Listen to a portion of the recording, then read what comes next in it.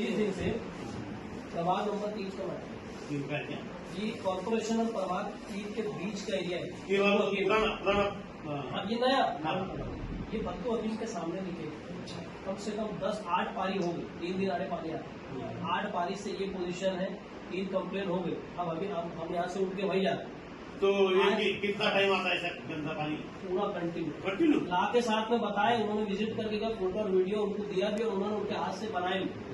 अभी हम यहाँ से ही जा रहे हैं, यहाँ से उठ के वहाँ जाएंगे। हाँ, लोगों को पीने पानी नहीं है। देखो ये आ जाएगा पानी, कल आके गया पानी। वो 2 बार विजिट पे आया, दोनों बार टोली वादा कर रहे 4 दिन में होगा, 8 दिन में होगा। लीकेज है भक्तों हकीम के पास, वो कर रहे काम वहाँ से लाइए पानी जाता 5 कंदिल के पास काम कर रहे। हमको ले आके बताया कि देखो काम चालू और लीकेज है भक्तों हकीम की दुकान के पास। कौन सा नहीं कर रहे ना, यही तो बात है। अभी आप उनको एक फोन लगा के बोलो, हम लोग यहाँ से वहीं जा रहे हैं।